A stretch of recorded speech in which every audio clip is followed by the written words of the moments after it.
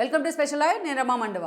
ఈ రోజు లైవ్లో భాగంగా మనం తీసుకోబోతున్న టాపిక్ ఏంటంటే జగన్మోహన్ రెడ్డి ఈ రోజున టికెట్ల మార్పు పేరుతోని పూర్తి స్థాయిలో చాలా సీరియస్గా ఒక యాక్షన్ ప్లాన్కి అయితే శ్రీకారం చుట్టారనుకోవాలి. దాదాపు నెల రోజులుగా ఆయన ఇప్పటికే 4 దఫాలుగా లిస్ట్ కూడా బయటికి రిలీజ్ అయిన పరిస్థితుంది. అటు ఎంపీలైనా ఇటు ఎమ్మెల్యేలైనా అదేవిధంగా అటు సీనియర్గా తలపండే నేతలు ఎమ్మెల్యేలుగా ఉన్న ఎవరిని కూడా జగన్మోహన్ రెడ్డి ఈ రోజున తన కన్సిడరేషన్ కిందకైతే తీసుకునే పరిస్థితి లేదు. తను చేయించుకుంటున్న సొంత సర్వేలు కావచ్చు, తను ఏదైతే ఐపాక్ టీంతో చేయించుకున్న సర్వేలు కావచ్చు, ఇక అదేవిధంగా తన ప్రభుత్వం తరపున ఇంటెలిజెన్స్ చేస్తున్న సర్వేలు కావచ్చు, వీటన్నిటిలో కూడా ఆయన ఆయా ఎమ్మెల్యేల పనితీరు మీద ఎంపీల పనితీరు మీద ఫీడ్బ్యాక్ తెప్పించుకునే ప్రయత్నం చేస్తూ ఉన్నారు. దానికి అనుగుణంగానే ఈ రోజున మార్పుల పేరుతో గతంలో ఏ సీఎం కూడా అటు ఉమ్మడి రాష్ట్రంలో కానీ తర్వాత రాష్ట్రం విడిపోయిన తర్వాత కానీ 2 తెలుగు రాష్ట్రాల్లో కానీ ఏ సీఎం చేయని స్థాయిలో ఈరోజు జగన్మోహన్ రెడ్డి మార్పుల పేరుతోని ఒక సాహసోపేతమైన చర్యకైతే ఆయన పూర్తి స్థాయిలో తెర మీదకి తీసుకొచ్చారు ఆ చర్యను. బట్ అది జగన్మోహన్ రెడ్డికి పాజిటివ్ వైబ్ అవుతుందా, లేకపోతే మొత్తం తారుమారై అసలు వైసీపీలో ఏం జరుగుతుందో అర్థం కాని పరిస్థితి ఏర్పడుతుందా అనేది అయితే ఇంకొద్ది రోజుల్లో స్పష్టత వస్తుంది. కానీ ఈలోపే జగన్మోహన్ రెడ్డి మాత్రం పూర్తి స్థాయిలో అటు ఎవరిని కూడా ఈ రోజున సీనియర్ నేతలైనా సరే, లైక్ మనం చూసాం ఎమ్మెగనూరులో చెన్నకేశ్వర రెడ్డి ఎమ్మెల్యేగా ఉంటే అలాంటి సీనియర్ నేతను కూడా ఆయన పక్కన పెడతాం జరిగింది. అలా సీనియర్ జూనియర్ అనే తేడా లేకుండా ఎమ్మెల్యేల మీద వ్యతిరేకత పేరుతో, అంటే ఎమ్మెల్యేల మీద వ్యతిరేకత తగ్గిస్తే అది పార్టీకి ప్లస్ అవుతుందంటూ కూడా ఒక కొత్త ముఖాలను అక్కడ ఇంట్రడ్యూస్ చేసే ప్రయత్నం చేస్తూ ఉన్నారు. ఇది నిజంగానే వైసీపీలో ఒక నివురు గప్పిన నిప్పుల పరిస్థితి ఉందని కూడా మనం అనుకోవచ్చు. సో ఒక్కొక్కరుగా ఎమ్మెల్యేలు బయటికి తమ వాయిస్ కూడా వినిపించే ప్రయత్నం చేస్తున్నారు. మడకసిరి ఎమ్మెల్యే తాజాగా తిప్పేస్వామి మాట్లాడింది మనం చూసాం. అదేవిధంగా సత్యవేడికి చెందిన సురేష్ ఆదిమూలము ఎవరైతే ఉన్నారో కొండేటి ఆదిమూలం ఆయన మాట్లాడడం కూడా మనం చూసాం. ఇలా ఒక్కొక్కరుగా ఎమ్మెల్యేలు అంతా కూడా పాతసారథి లాంటి వాళ్ళు బయటకు వస్తూ ఉన్నారు ఈ రోజున టీడీపీలో జాయిన్ అయ్యేందుకు. ఇక ఎంపీలు అయితే అటు సంజయ్ కుమార్ మొదలుకొని ఇటు శ్రీకృష్ణదేవరాయల వరకు వరుసపెట్టి ఎంపీలంతా కూడా ఈ రోజున రాజీనామా పట్టుబట్టే పరిస్థితి ఉంది. అలా ఆ స్థాయిలో షఫలింగ్ పేరుతోని జగన్మోహన్ రెడ్డి ఒక సీరియస్ యాక్షన్ ప్లాన్కి అయితే శ్రీకారం చుట్టారనుకోవాలి. అయితే ఇప్పటిదాకా జగన్మోహన్ రెడ్డి రిలీజ్ చేసిన 4 లిస్టుల్ని మనం చూసినట్లయితే అందులో మెజారిటీ ఎంపీలు కానీ అదేవిధంగా ఎమ్మెల్యేల షఫలింగ్ కానీ ఇలాంటివే ఉంటూ వచ్చాయి. ఎక్కడా కూడా అంత సీరియస్గా మంత్రులను అయితే ఆయన టచ్ చేసే ప్రయత్నం చేయలేదు. అయితే మాజీ మంత్రులని ఒక ఆళ్ళ నాని కావచ్చు, అదేవిధంగా పేరుని నాని ప్లేస్లో ఆయన కొడుకు టికెట్ ఇవ్వడం కావచ్చు, ఇలాంటి వాళ్ళని కొన్ని చోట్ల టచ్ చేసే ప్రయత్నం చేశారు. కానీ సీరియస్గా మంత్రులను టచ్ చేసిన సందర్భం అంటే ఎప్పుడైతే ఉషశ్రీ చరణ్ లాంటి వాళ్ళకి స్థానచలనం కలిగించడం కానీ, గుడివాడ అమర్నాథ్ లాంటి వాళ్ళకి అనకాపల్లి టికెట్ లేదని చెప్పడం కానీ, సో ఇవన్నీ కూడా జగన్మోహన్ రెడ్డి చేస్తూ వచ్చారని అనుకోవాలి. సో ఓవరాల్గా మనం చూసినట్లయితే సీరియస్గా అదే స్థాయిలో ఒక ఫైర్ బ్రాండ్ ఇమేజ్ ఉన్న మంత్రులను కానీ అదేవిధంగా ఒక సీనియర్ ఎక్స్పోజర్ ఉన్న మంత్రులను కానీ జగన్మోహన్ రెడ్డి ఇప్పటిదాకా టచ్ చేసే ప్రయత్నం చేయలేదన్నది వాస్తవం. అయితే ఈసారి అందుకు భిన్నంగా ఫిబ్రవరి 2nd వీక్లో ఒక లిస్ట్ అయితే వైసీపీ నుంచి రిలీజ్ కాబోతోంది అంటున్నారు. సో ఆ లిస్టులో ఈరోజు మనం చూసినట్లయితే కొంతమంది సీనియర్ మంత్రులకు జగన్మోహన్ రెడ్డికి అనుచరులుగా పేరున్న కొంతమంది మంత్రులకు కూడా స్థానచలనం తప్పదనే కొన్ని వాదనలు అయితే తెర మీదకి వస్తున్నాయి. ఆ దిశగా వైసీపీలో కూడా చర్చ జరుగుతోంది. సో ఈ రోజున ఆ స్థాయిలో సీరియస్గా చర్చ జరుగుతున్న మంత్రులు వేరెవరో కాదు. ఆ లిస్టులో ముందుగా ఉంది రోజా అనే చెప్పుకోవాలి. సో రోజా ప్రజెంట్ నగరి నుంచి ఎమ్మెల్యేగా ఉన్నారు. అదేవిధంగా వైఎస్ఆర్సీపీలో ప్రభుత్వంలో జగన్మోహన్ రెడ్డి క్యాబినెట్లో అత్యంత కీలకమైన టూరిజం శాఖ మినిస్టర్గా కూడా ఉన్నారు. ఆమె స్టార్టింగ్లో మనం చూసినట్లయితే రోజా గతంలో ఆమె ఒక గ్లామర్ హీరోయిన్గా ఇండస్ట్రీలో కూడా ఒక ఎక్స్పోజర్ ఉంది ఆవిడకు. శివప్రసాద్ లాంటి వాళ్ళ కారణంగా ఆమె ఇండస్ట్రీలో కూడా ఎంట్రీ ఇచ్చున్నారు. ఆ తర్వాత అక్కడి నుంచి టీడీపీలో ఒక రాజకీయంగా కూడా పొలిటికల్ ఎంట్రీ ఇచ్చున్నారు. ఇక టీడీపీలో మహిళా అధ్యక్షులు లాంటి ఒక కీలక పదవి నిర్వహించి ఒక ఫైర్ బ్రాండ్ ఇమేజ్ అయితే క్రియేట్ చేసుకున్నారు. టీడీపీ ఆమెకు 2 సార్లు టికెట్ ఇచ్చినా రోజా అక్కడి నుంచి ఓడిపోవడం జరిగింది. ఒకసారి నగర్ నుంచి, ఒకసారి చంద్రగిరి నుంచి. ఇక ఆ తర్వాత వైఎస్ ఉన్న సమయంలో కాంగ్రెస్లో చేరేందుకు కూడా ఆమె సిద్ధపడుతున్న సమయంలోనే వైఎస్ ఆ రోజు మరణించడం జరిగింది హెలికాప్టర్ ప్రమాదంలో. ఇక ఆ తర్వాత రోజుల్లో వైఎస్ఆర్సీపీలో చేరే రావడి జగన్మోహన్ రెడ్డిని పెట్టిన పార్టీలో. ఇక 2014 ఎన్నికల్లో జగన్మోహన్ రెడ్డి ఆమెకు నగరి టికెట్ ఇస్తే ఫస్ట్ టైం ఎమ్మెల్యేగా గెలిచి రోజా అసెంబ్లీలో అడుగుపెట్టారు. బట్ అదే స్థాయిలో టీడీపీ మీద విమర్శలు చేయడంలో కానీ జగన్మోహన్ రెడ్డి స్కిన్ సేవ్ చేసే విషయంలో కానీ రోజా అదే స్థాయిలో పూర్తి ఒక ఫైర్ బ్రాండ్ ఇమేజ్ అయితే క్రియేట్ చేసుకోగలిగారు. ఇక ఆ తర్వాత 2019 ఎన్నికల్లో కూడా రోజా మరోసారి నగరి నుంచి గెలవడం జరిగింది. 14లో గాలి ముదుష్ నాయుడు మీద గెలిస్తే 19లో ఆయన కొడుకైన భానుప్రకాష్ మీద రోజా గెలవడం జరిగింది. అయితే ఆమెకి స్టార్టింగ్లో ఏపీఐఏసీ చైర్పర్సన్ పదవి ఇచ్చారు జగన్మోహన్ రెడ్డి. క్యాబినెట్ ఎక్స్పాన్షన్లో భాగంగా ఆయన రోజాను టూరిజం శాఖ మినిస్టర్ని చేయడం జరిగింది. సో ఇక తాను ఎమ్మెల్యే అయినప్పటి నుంచి వైఎస్ఆర్సీపీ తరపున జగన్మోహన్ రెడ్డిని సేవ్ చేసేందుకు అనేక సార్లు రోజా ప్రయత్నిస్తూ వచ్చారు. సో ఆ స్థాయిలో ఆమె మాట్లాడే మాటలు కానీ ఆమె ప్రతిపక్షాలను ఉద్దేశించి చేసే విమర్శలు కానీ ఎన్నోసార్లు కేర్ ఆఫ్ కాంట్రవర్సీ అన్న పేరు కూడా తీసుకొచ్చుకున్నారు రోజా. సో ఇప్పుడు రోజా ప్రజెంట్ రేపటి ఎన్నికల్లో ఆమెకు టికెట్ దక్కే అవకాశం లేదన్నది చాలా రోజులుగా నడుస్తున్న ప్రచారం. తాను ఎమ్మెల్యే అయినప్పటికంటే తాను మంత్రి అయిన తర్వాత తన కాన్స్టిట్యున్సీ మీద ఆమె ఫోకస్ పెట్టలేదనే విమర్శలు ఉన్నాయి. తన శాఖను కూడా గాలి కొదిలి మిగతా కార్యక్రమాల్లో ఆమె బిజీ అయ్యారన్న కొన్ని విమర్శలు కూడా ఉన్నాయి. వీటన్నిటికంటే ప్రధాన కారణం రోజాకు పెద్దిరెడ్డి రామచంద్రారెడ్డి వైపు నుంచి ఇంటర్నల్గా థ్రెట్ అయితే ఉందనుకోవాలి. నగరి కాన్స్టిట్యున్సీలో చిత్తూరు జిల్లాలో ఎప్పటి నుంచో వాళ్ళిద్దరి మధ్య కూడా అదే స్థాయిలో ఒక నెగోషియేషన్ నడుస్తూ వస్తుంది. ఎన్నోసార్లు పెద్దిరెడ్డి వ్యవహార శైలి మీద రోజా అధిష్టానానికి కూడా ఫిర్యాదులు చేస్తూ వచ్చారు. పెద్దిరెడ్డి తన వర్గానికి ఎస్పెషల్లీ నగరంలో ఉన్న నేతలకు కేజే కుమార్ కానీ, ఆయన భార్య శాంతికి ఈడిగో కార్పొరేషన్ చైర్పర్సన్ పదవి కానీ, ఇక చక్రపాణి రెడ్డి లాంటి వాళ్ళకి శ్రీశైలం ట్రస్ట్ బోర్డు చైర్మన్ పదవి కానీ, ఇలాంటి పదవులన్నీ కూడా పెద్దిరెడ్డి తన వర్గానికి ఇప్పించుకుంటూ వచ్చారు. సో ఇది రోజాలో అసహనానికి కూడా కారణమైంది. అయితే ఈ రోజున రోజాకి టికెట్ ఇస్తే ఒప్పుకునే పరిస్థితి లేదు పెద్దిరెడ్డి వర్గం అన్న ఒక వాదన ఉంది. ఇప్పుడున్న సిచ్యువేషన్లో పెద్దిరెడ్డి లాంటి నేతను పక్కన పెట్టి జగన్మోహన్ రెడ్డి రోజా వైపు మొగ్గు చూపే పరిస్థితి లేదు. అందుకే రోజాకు నగరి టికెట్ ఇచ్చే సీన్ అయితే కనిపించట్లేదు అనేది అయితే వైసీపీ నుంచి చూస్తున్న ఒక లీగ్గా చెప్పాలి. ఇటీవల ఆమె ఒంగోలు నుంచి పోటీ చేస్తానని ఒక ప్రచారం జరిగింది, దాన్ని ఆవిడ ఖండించడం జరిగింది. ఇక నగరీ విషయంలో కూడా జగన్మోహన్ రెడ్డి అదే స్థాయిలో ఆలోచన చేస్తున్నారని చెప్తున్నారు. స్థానికంగా రోజా మీద ఉన్న వ్యతిరేకత కారణంగానే, జగన్మోహన్ రెడ్డి చేయించుకున్న సర్వేల కారణంగానే ఈరోజు రోజాను కూడా జగన్మోహన్ రెడ్డి పక్కన పెట్టే అవకాశం ఉంది అని కూడా చర్చ జరుగుతుంది.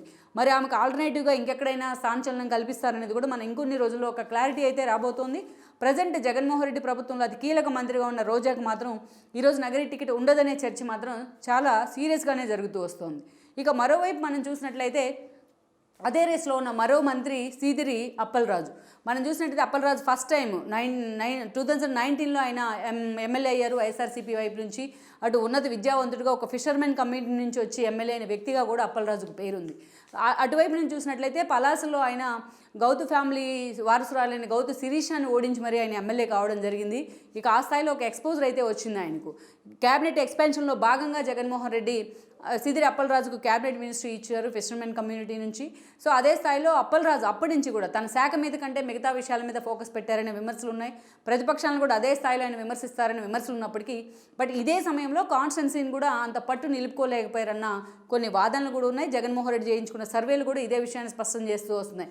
మరోవైపు చూసినట్లయితే అక్కడ గౌతు శిరీష మాత్రం రోజుకి అక్కడ బలపడుతున్న తీరు కూడా ఈరోజు జగన్మోహన్ రెడ్డిని ఆలోచనలో పడేసింది అంటున్నారు.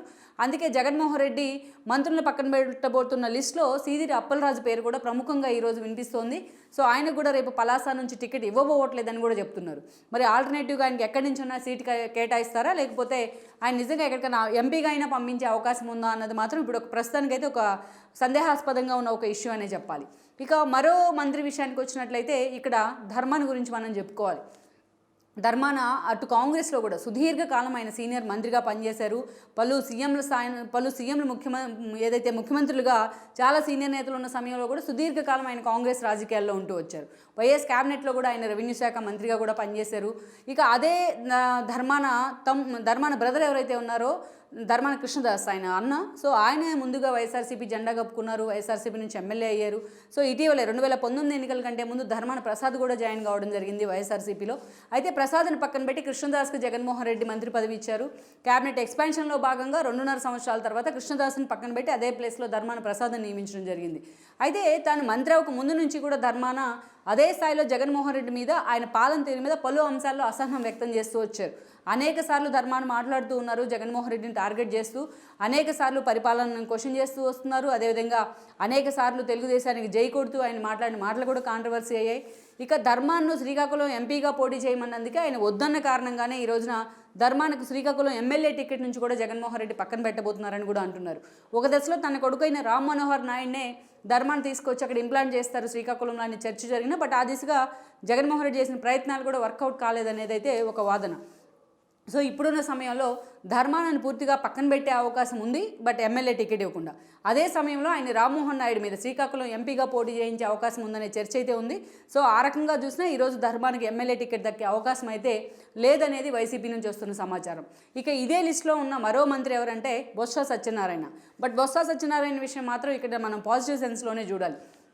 ఎందుకంటే బొత్సకు అటు విజయనగరంలోనే కాదు ఉత్తరాంధ్రలో కూడా ఒక సీనియర్ నేతగా ఒక మంచి ఎక్స్పోజర్ అయితే ఉంది. గతంలో ఆయన కాంగ్రెస్ నుంచి సుదీర్ఘకాలం ఎమ్మెల్యేగా, మంత్రిగా అండ్ ఎంపీగా కూడా పనిచేసిన హిస్టరీ ఉంది. పార్టీ ఏదైనా సరే తన ఫ్యామిలీకి కావాల్సిన టికెట్లు ఇప్పించుకోవడంలో కూడా బొత్స ఎప్పుడు ముందు వరుసలోనే ఉండేవాళ్ళు. ప్రత్యేకించి మనం చూసినట్లయితే ఆయన పీసీసీ చీఫ్గా కూడా ఉమ్మడి రాష్ట్రంలో ఉమ్మడి ఆంధ్రప్రదేశ్లో చివరిగా పీసీసీ చీఫ్గా కూడా ఆయన పనిచేశారు. ఒక దశలో ముఖ్యమంత్రి రేసులో కూడా ఉంటూ వచ్చారు బొత్స సత్యనారాయణ. ఇక ఆ తర్వాత కాంగ్రెస్లో కొన్ని రోజులు కొనసాగారు. రాష్ట్ర విభజన తర్వాత 2019 ఎన్నికల కంటే ముందుగా బొత్స సత్యనారాయణ వైసీపీలో చేరడం జరిగింది. తను రెండు మెట్లు దిగి మరీ జగన్మోహన్ రెడ్డికి స్థాయికి దిగి మరీ నేను పార్టీలో చేరుతున్నాను అంటూ అప్పట్లోనే ఆయన సెన్సేషన్ కామెంట్స్ చేశారు.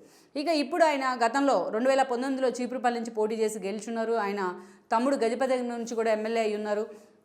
ఇక అదే సమయంలో మంత్రిగా కూడా అప్పటి నుంచి కొనసాగుతూ వస్తున్నారు. మధ్యలో కొంతమంది మంత్రులను మార్చినా బొత్స శాఖను మార్చారు, కానీ బొత్సను మాత్రం మంత్రిగానే కొనసాగిస్తూ వస్తున్నారు జగన్మోహన్ రెడ్డి.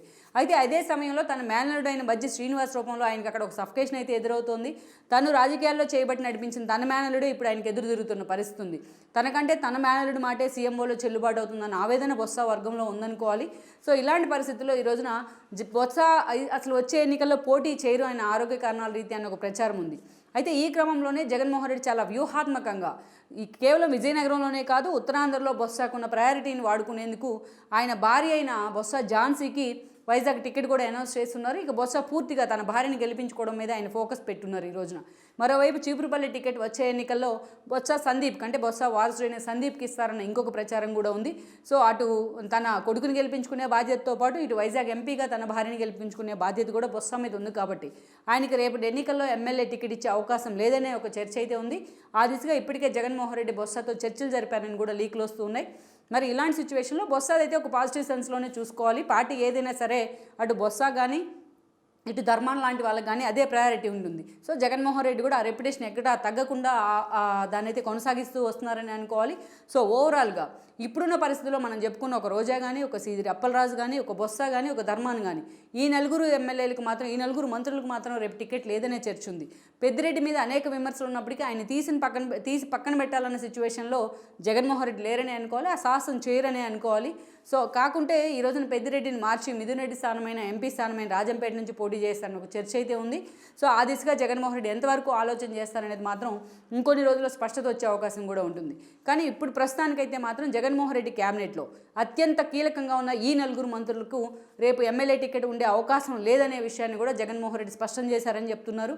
మరి ఇలాంటి సిచ్యువేషన్లో ఈ నలుగురు ఎమ్మెల్యేలో ఈ నలుగురు మంత్రుల రాజకీయ భవిష్యత్ వైఎస్ఆర్సీపీలో ఏ మలుపు తిరుగుతుందనేది మనం చూడాల్సి ఉంది. ఈ వీడియో మీకు నచ్చినట్లయితే please share, like and subscribe R24 Telugu.